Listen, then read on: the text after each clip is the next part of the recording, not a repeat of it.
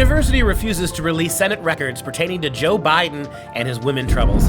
I guess progressive academics endlessly voice concern for victims of sexual assault fades to silence when Democrats are in the dock. I'm Dr. Duke, she's Katie, and this is the Dr. Duke Show.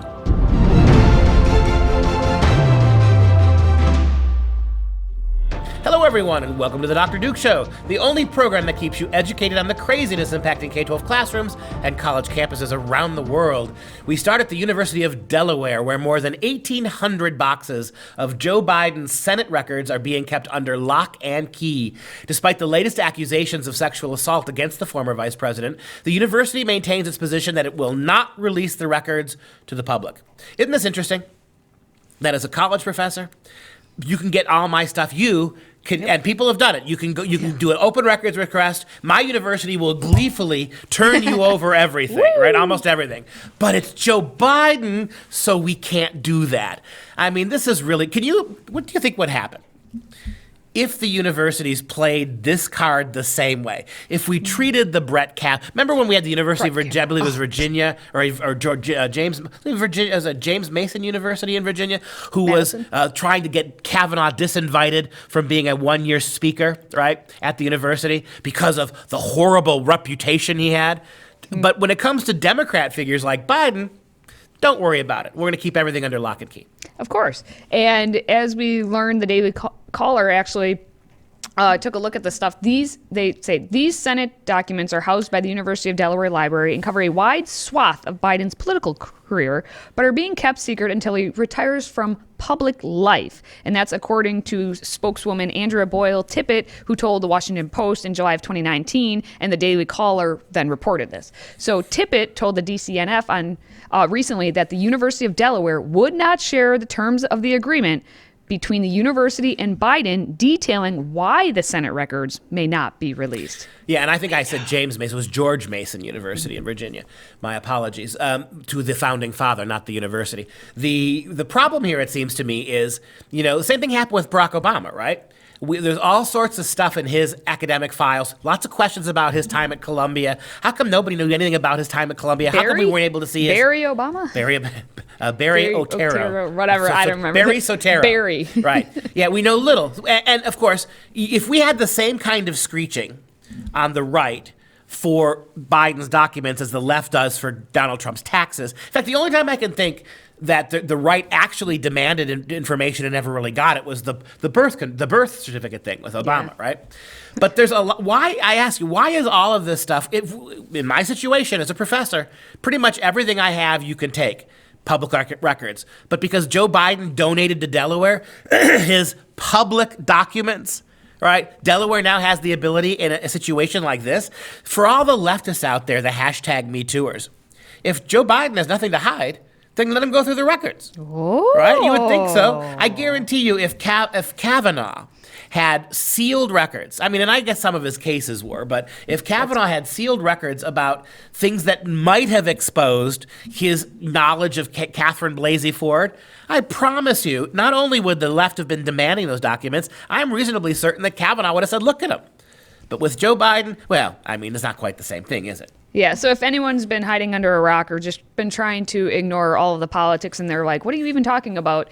We're talking about the Tara Reade situation. Yep. She has come forward accusing Joe Biden of sexually assaulting her back in 1993 when he was a senator, and she actually filed a written report with the Senate's Personnel Office, but she didn't receive a copy of it and was unable to obtain any copy of it since she says Biden's Senate files are currently at the university. So she went to the Senate trying to get all that, and they were like, oh, no, it's actually in University of Delaware. So she's like, okay, let's go to Delaware. And now that's what's happening is University of Delaware is not making it public. And originally it said once he leaves public office, then it will be made public. Okay. But then this is what happened is they decided to tweak it so that at the end of 2019, instead, it's once he leaves public life.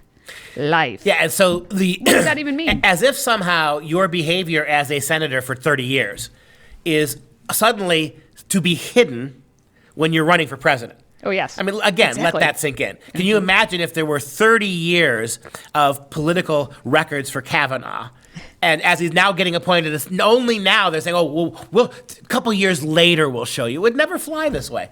And the thing that is so frustrating about it, and Reed herself, first of all, Reed's not the only one. One of like 14 other women have, not to the degree that she has, but certainly have called out his behavior as being harassing, if not creepy or molesty. So it's not a one-time off here.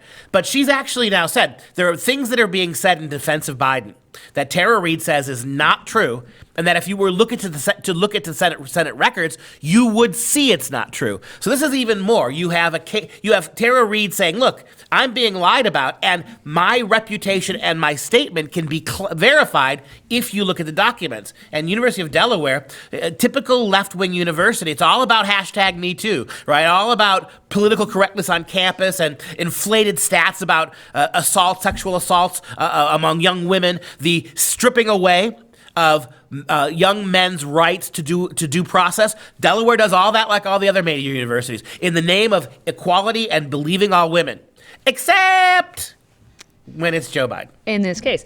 And as you said, even if Tara Reid could be just a horrible liar, it doesn't matter. What she's saying could go for anyone. She said, Joe Biden, I want you to release all the personnel records from 1973 to 2009 and be transparent about your office practices. That would just be good. If he has nothing to hide, he should just do it. It's public record. That he donated to a public university. And by the way, that is 1,850 boxes worth of archival records from 1973 to 2009. And again, this is a guy we have video on caressing women, leaning in and smelling their hair. This is a guy who, unlike Kavanaugh, we could see him on film doing it. Just turn over the documents, for God's sake. All right, moving on to the next story. We're going to go to Indiana, where reality is setting in now that school districts all across the nation know that enrollments actually might be lower in the fall, depending on what is happening here with COVID-19. And in Indiana, they're trying to figure out a way of how to either get the butts in the seats or at least keep the money, because we want to keep the money. So they have this radical idea where school business officials are asking the state of Indiana to consider freezing the district's enrollment counts in the fall. So the idea was pitched by the Indiana Association of School Business Officials, and it's meant to offer some financial stability by not penalizing the districts for teaching fewer students. Yeah, literally, this is all about how do we find a way to, with education, completely set our responsibility to children, completely set aside our responsibility, the cause that we became teachers for, educated kids. Let's set that aside. Let's figure out a way with declining numbers and declining enrollments to make sure teachers don't get paid less for doing less work. That literally is what they're doing.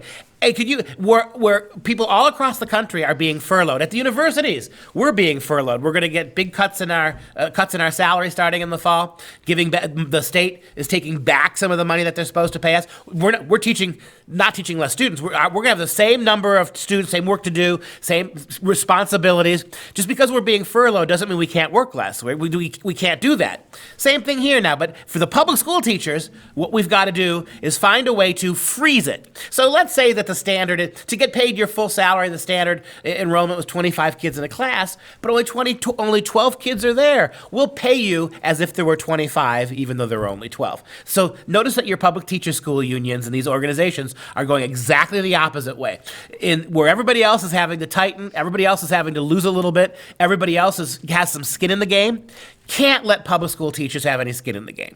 Well, have to protect them. Oh, yes. Executive Director Dennis Costerison said the freeze would work like a hold harmless exemption. So districts are basically protected from any drop in enrollment, but they could still receive a boost in funding if they see an increase in students. So you're protected if you lose, but if you get the extra, that's just like bonus on top. It's a win-win. It's a win-win. It's a win-win. Or as Michael Scott would say, option number one, a win-win-win. Because clowns like this get to pat themselves on the back over it. Literally, you have much lower enrollment. You can't be punished for that.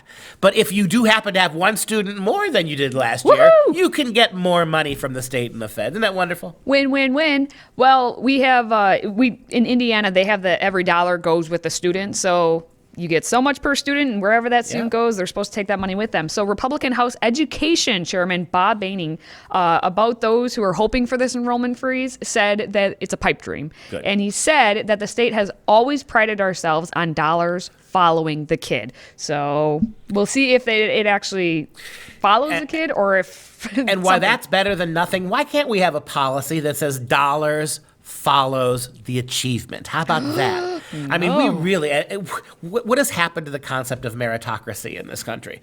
Where, the best teachers were the ones who had proven results, right? Not that long ago, the teachers that got promoted, the teachers that were retained, the teachers that were given teaching awards were the ones who could demonstrate higher levels of literacy, higher levels of math achievement on tests. What are we doing here now, where it's okay that the dollar follows the kid? That is allowing for student choice, right? Yes. Your kids want to go to charter schools, they want to go to private schools. But can't we just get back? We'll never fix public education. We will never fix it unless we get to a situation where the dollars follow the success stories.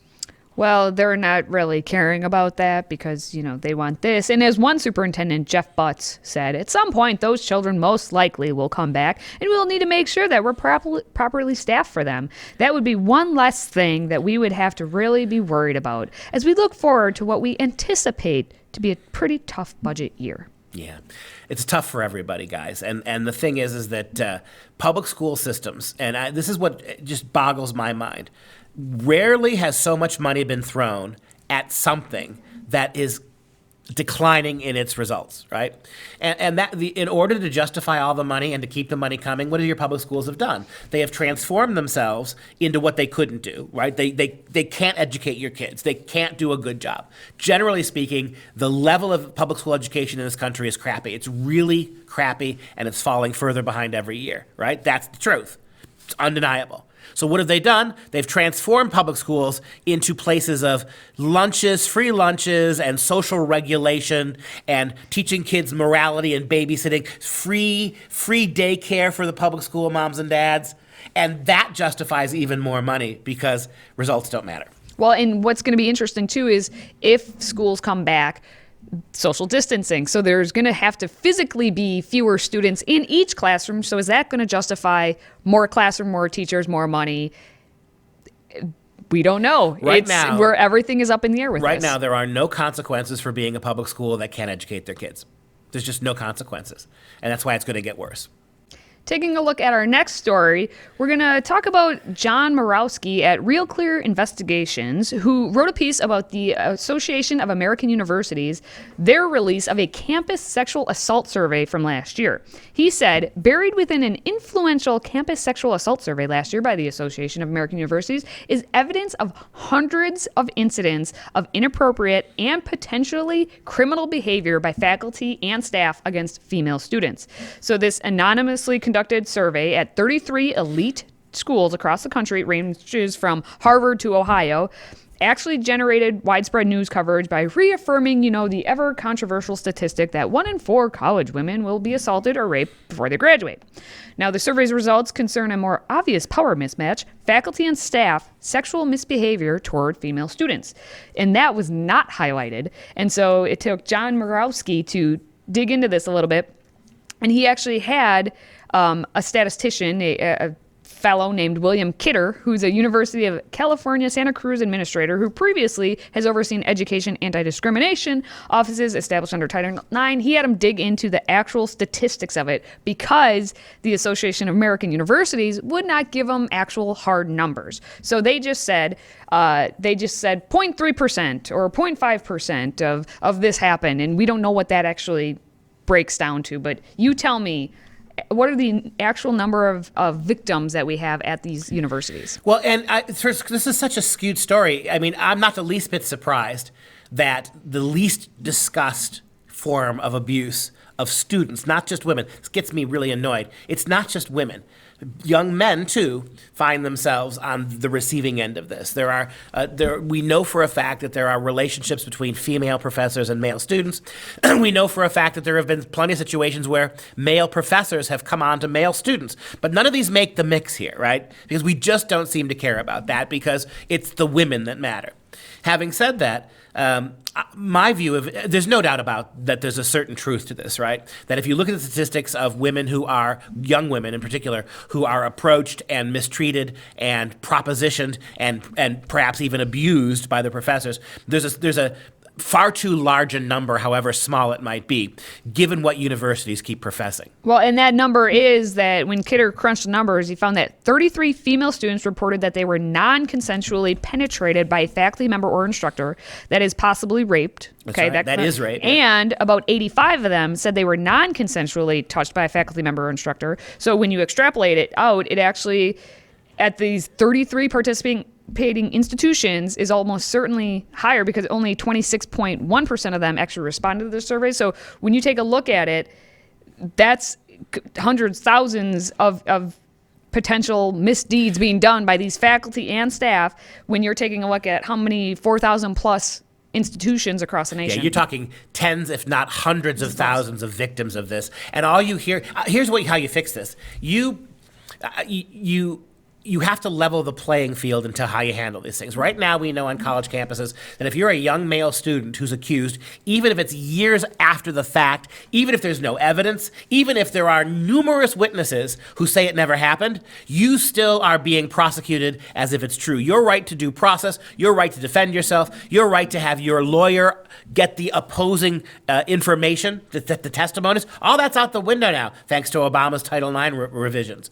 We need to start doing that to the professors as well. I mean, if professors are starting to be held to the same standards, where there's nothing they can say, there's nothing they can do, watch how fast the professors will rebel against the system that's happening to the kids. So my view of this is, as a professor who has been falsely accused, who has been Title IX investigated for the complaints of without any basis or merit whatsoever, it's really easy to find yourself between you and an institution that's not the least bit concerned with justice. And so what we need for these young girls is justice, right? And one of the ways you do that is you make sure the same unconstitutional way we're treating kids, we treat everybody from provost all the way on down, right? Even the Joe Bidens of the world shouldn't be, right? Let's have a consistent way to do this. Is it due process or not? Are people innocent until proven guilty or not?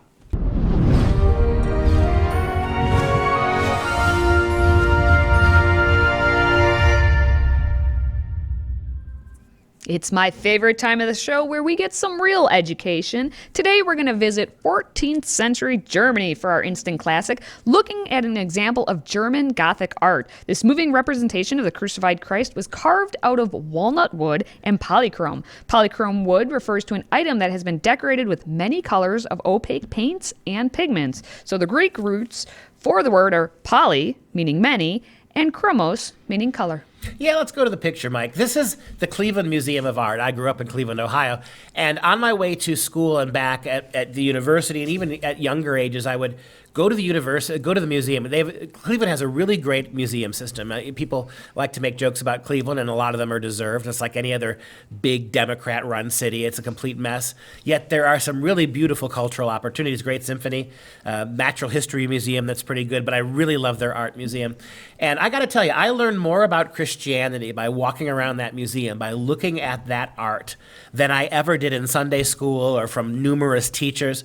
There's something about taking the realities of Christ and Christ's life and then turning them into art and giving them back to people that makes the art really immediate. Outside of the scripture itself, outside of the gospels themselves, looking at some of this great art really had a profound influence on my spiritual development. If you go back to the picture, Mike, this is that cross we were talking about. It was it was carved very delicately out of walnut wood over the years, over the 7th century since it was created. A lot of the polychrome, a lot of the colors have faded or fallen off. But what you see there is it's a devotional crucifix, right? It's Christ on the cross, and it's meant to provoke emotion. It's meant to provoke a sense of immediacy, right? In the same way that Mel Gibson's The Passion of the Christ is a movie, showed us those horrible realities, not to gross us out or not to engage in sadomasochism, but to simply elevate our level of empathy for what the Savior went through. That cross does the same thing. And if you look at how delicately carved it is, you can see how the head droops, right? The beautifully carved crown of thorns, almost every lock of hair. It's very delicate carving. You can see the ribs, the emaciation. You can see the elongated nature of that cross. It's almost like he's not just on a cross, but on a rack, right, being stretched.